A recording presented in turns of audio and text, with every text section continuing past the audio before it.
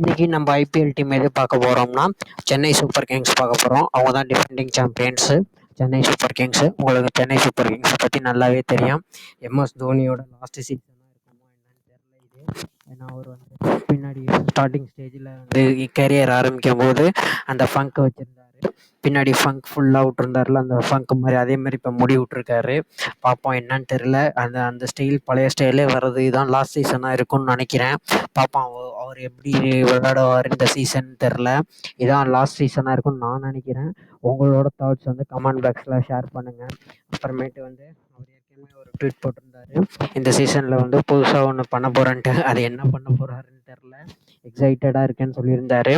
ஒருவேளை அவர் இம்பேக்ட் பிளேயராக விளாட்றாரா, இல்லை டேவிட் கான்வாய் இன்ஜுரி ஆகிட்டார், அவருக்கு பதில் ஓப்பனிங் வர போகிறாரா என்னன்னே தெரில. இல்லை நம்பர் 3 ஆட போகிறாரா என்னன்னு தெரில. பார்ப்போம், வெயிட் பண்ணி தான் பார்க்கணும். இது வந்து எம்எஸ் தோனியோட லாஸ்ட் சீசனாக இருந்துச்சுன்னா, இந்த டைட்டில் அவர் அடித்தார்னா, 6th டைட்டில் அடித்தார்னா, இவர் தான் வந்து அதிக ஐபிஎல் டைட்டில் அடிச்சிருக்காருன்னு அர்த்தம். அதோட ரோஹித் சர்மா 5 அடிச்சிருக்காரு, இவரும் 5 அடிச்சிருக்காரு.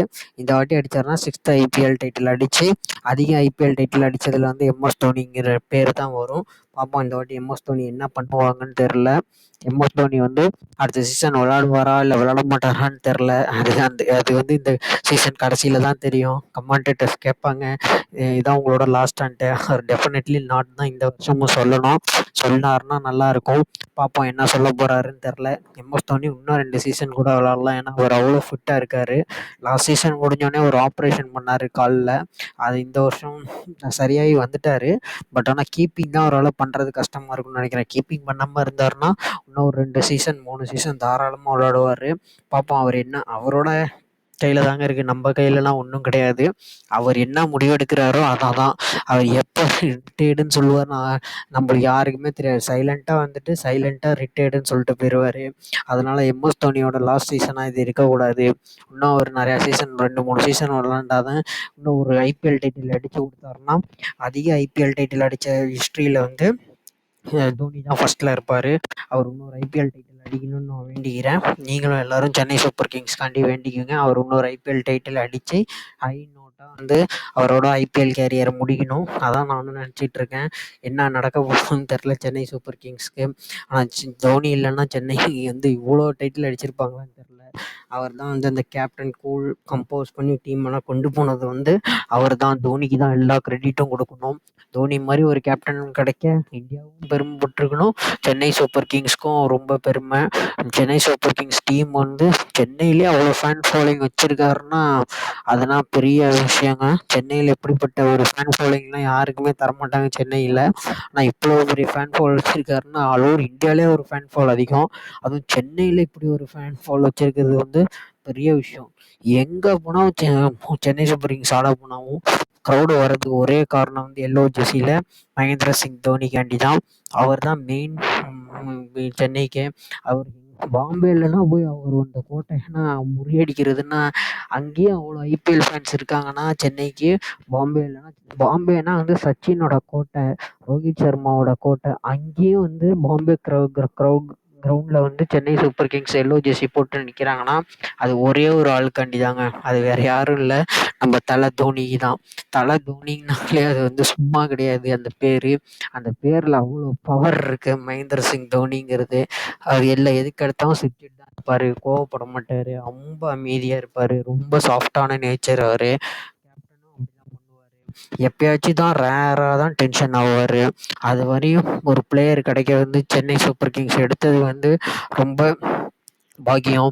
சென்னை இந்த வாட்டிக்கு எப்படி இந்த டீமை கொண்டு வந்து விளையாடுவாங்க எல்லாமே அவருக்கு தாங்க தெரியும். ஸ்ட்ராட்டஜினா அவர் தான் இது பண்ணுவார். அவரும் ஃப்ளெமிங்கும் சேர்ந்தாங்கனாலே போதுங்க, நல்ல டீமை கொண்டு வந்திருக்காங்க. இத்தனை வருஷம் 2008லேருந்து 2024 வரையும் இந்த டீமை கொண்டு வந்திருக்காங்கன்னா 2 பேருக்கு உள்ள பாண்டை பாருங்கள், எப்படிப்பட்ட பாண்டுன்ட்டு. மற்ற டீம்ஸ்லலாம் கோச்சஸை கூட மாற்றிட்டாங்க, கேப்டன்சி மாற்றிட்டாங்க.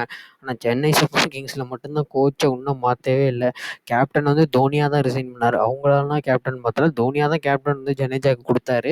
அது சரியில்லைன்ட்டு மறுபடியும் அவரே வந்தார். மற்றபடி சென்னை சூப்பர் கிங்ஸ்னால் தோனியும் ஃப்ளெமிங்கும் தான் டீமை வந்து நல்லா கொண்டு போனாங்க. இந்த வருஷமும் அதே மாதிரி தான் அவங்களும் கொண்டு வருவாங்க. அவங்க 2 பேரும் முடிவு பண்ணுறது தான் டீம் எப்படி வரும்னு தெரியல, எப்படி ஆட போகிறாங்கன்னு தெரியல. பார்ப்போம் இந்த வாட்டி டீம் வந்து சென்னை சூப்பர் கிங்ஸ் எப்படி விளாட்றாங்க. இப்போ வந்து சென்னை சூப்பர் கிங்ஸ் ஸ்குவாடை பற்றி பார்த்துருவோங்க. ஸ்குவாடில் வந்து என்ன பெரிய ப்ராப்ளம் ஆயிடுச்சுன்னா, டேவிட் கான்வாய் வந்து இன்ஜுரி ஆகிட்டார் ஆஸ்திரேலியா சீரீஸ் அப்போ. அவர் கண்டிப்பாக விளாட மாட்டார். டேவிட் கான்வாய் கிடையாது இந்த சீசன் ஃபுல்லாக. மே லாஸ்ட் வரையும் வரமாட்டாராம். மே லாஸ்ட்டுக்கு அப்புறம் வர்றதுனா ஃபுல்லாக ரூல்ட் அவுட் தான். டேவிட் கான்வாய் வந்து இந்த சீசன் ஃபுல்லாக கிடையவே கிடையாதுங்க. அப்புறம் பார்த்தீங்கன்னா ருத்ராஜ் கைக்வாட் இருக்கார். அவர் எப்படிப்பட்ட பேட்ஸ்மேன் நல்லா தெரியும். அவர் இப்போ தான் சவுத் ஆஃப்ரிக்கா சீரீஸில் அவர் இன்ஜுரி ஆனார். அப்புறம் இப்போ கம்பேக் பண்ணிட்டாரு. அவர் ஐபிஎல்க்கு வந்து ஃபிட் ஆகிட்டாருங்க. அது ருத்ராஜ் கைக்வாடு. அஜிங்கிய ரகானே இருக்கார். அஜிங்கிய ரகானேன்னா போன வாட்டி மும்பைக்கு எதிராக வந்து அவர் தான் வின் பண்ணி கொடுத்தாரு சென்னை சூப்பர் கிங்ஸ்க்கு. அஜிங்கிய ரகானே வந்து ஒரு மெயின் பில்லராக இருப்பார் சென்னை சூப்பர் கிங்ஸ்க்கு. ஏன்னா அவர் வந்து பேட்டிங் வந்து கரெக்டாக ஆடுவாருங்க. அதுதான் அஜிங்கிய ரகானே வந்து ஒரு மெயின் பிளேயராக இருப்பார் Chennai super kings. Watch out player யாருன்னா இந்த சமீர் ரிஸ்வாய் அவர் தான் வந்து வாட்ச் அவுட் பிளேயராக இருப்பார் ஐபிஎல்லில். தோனி வந்து ஒரு பிளேயரை வந்து சும்மானா செலக்ட் பண்ண மாட்டார். அவர் வந்து ஒரு டேலண்ட் இருந்தால் மட்டும்தான் அவர் வந்து ஆப்ஷனில் எடுக்க சொல்லுவார். அப்படிப்பட்ட பிளேயர் தோனி. அப்படிப்பட்ட பிளேயரை தான் தோனி வந்து ஐடென்டிஃபை பண்ணுவார். அதே மாதிரி தான் இந்த சம்ரி அவர் வந்து எப்படி பெர்ஃபார்ம் பண்ணுவாருன்னு தெரில. UP player. ரெய்னாவும் வந்து நிறையா சொல்லியிருந்தார் இந்த பிளேயரை பற்றி. இவர் வந்து நல்லா விளாடுவாருன்ட்டு. டொமஸ்டிக் கிரிக்கெட்டில் கூட நிறையா ரன்ஸ்லாம் அடிச்சிருந்தார். இந்த சம்ரி எப்படி விளாட்றாருன்னு பார்ப்போம் இந்த ஐபிஎல்லில். அவருக்கு நல்ல சான்ஸ் கிடைக்கும். அப்புறம் ஆல்ரவுண்டரும் பார்த்தீங்கன்னா நம்ம ரவீந்திர ஜடேஜா இருக்கார். ரவீந்திர ஜடேஜா பற்றினா நம்ம எதுவுமே சொல்ல முடியாது. அவர் எந்த மேட்ச் அடிப்பார் எப்படி அடிப்பாருன்னா தெரியாது. லாஸ்ட் இயரில் அவர் தான் பெரிய ஹீரோலாம் அவர் தான். Ravindra Jadeja last IPL Chennai Super கிங்ஸ்க்கு 10 ரன் அடிக்க வேண்டியது 2 பாலில் அடித்து கொடுத்து டைமே மாற்றினார் வந்து நம்ம ரவீந்திர ஜடேஜா தான். ரவீந்திர ஜடேஜானா நம்ம எந்த குறையும் சொல்லிட முடியாது. ஏன்னா ரவீந்திர ஜடேஜா வந்து அப்படிப்பட்ட பிளேயர் சென்னை சூப்பர் கிங்ஸ்க்கு. அவர் எந்த மேட்ச் பவுலிங் போட்டாலும் சரி, பேட்டிங் பண்ணாலும் சரி, ரன் அடித்தாலும் சரி, அடிக்கலைனாலும் சரி, ரவீந்திர ஜடேஜா வந்து ஒரு மெயின் பிளேயராக கண்டிப்பாக இருப்பார் சென்னை சூப்பர் கிங்ஸ்க்கு. அதில் எந்த மாற்றமும் இருக்காது ரவீந்திர ஜடேஜாவுக்கு. அடுத்து மிச்சல் சாண்ட்னர் வந்து அமைதியாக இருப்பாருங்க. ரொம்ப வருஷமாக ஐபிஎல் டீமில் இருக்கார் சென்னை சூப்பர் கிங்ஸ்க்கு. அவர் சில மேட்ச் தான் விளாட வைப்பாங்க, சில மேட்ச் விளாட வைக்க மாட்டாங்க. ஏன்னு பார்த்தீங்கன்னா அந்த 4 ஓவர்சீஸ் பிளேயர் விளாட்றதுனால மிச்சல் சாண்ட்னருக்கு வந்து அந்த ப்ராப்ளம் வரும். மற்றபடி வந்து மிச்சல் சாண்ட்னர் வந்து கிடைக்கிற ஆப்பர்ச்சுனிட்டியை வந்து சூப்பராக பயன்படுத்திக்குவார். ஏன்னா அப்படிப்பட்ட பிளேயர் வந்து மிச்சல் சாண்ட்னர் வந்து கரெக்டாக ஒரு ஆப்பர்ச்சுனிட்டி கிடைக்கும்போது கரெக்டாக அவர் விளாண்டு கரெக்டாக யூட்டிலைஸ் பண்ணிக்குவார். மிச்சல் சாண்ட்னர் வந்து அப்படிப்பட்ட பிளேயர். அப்புறம் இன்னொரு மெயின் ஆல்ரவுண்டர் யாருன்னு பார்த்தீங்கன்னா மொயின் அலியும் வந்து ஒரு சூப்பர் ஆல்ரவுண்டருங்க. அவரும் வந்து செப்பாக் பிச்சில் ஆனால் வந்து ரொம்ப நல்ல கண்டிஷன் யூஸ் பண்ணி நல்லா பவுலிங் போடக்கூடிய ஒரே பவுலர் வந்து மொயின் அலியும் நல்ல பிளேயர்.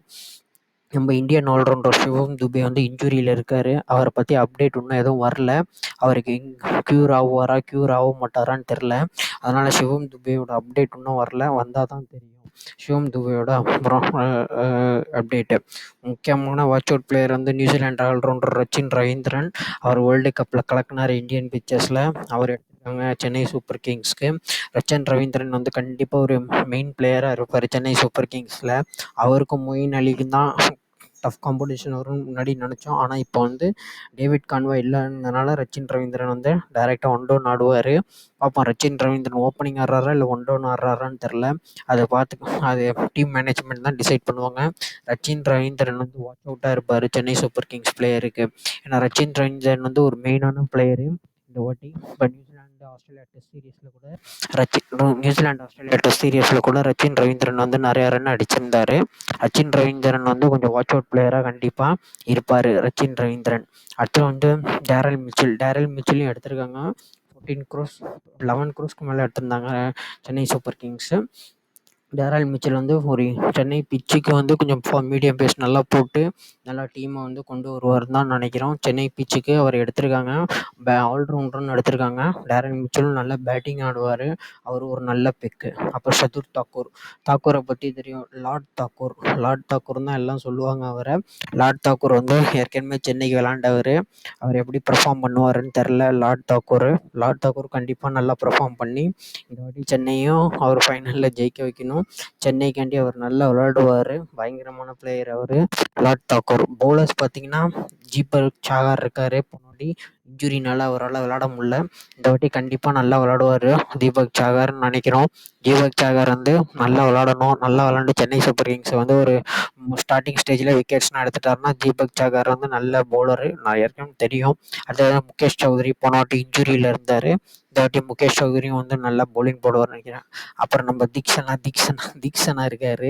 தீக்ஷனாவும் சூப்பரான பவுலரு. அடுத்த மெயினான பவுலர் பத்திரானாவுக்கு இன்ஜுரின்னு சொல்லியிருக்காங்க. அவர் எப்படி வரப்போகிறாருன்னு தெரில.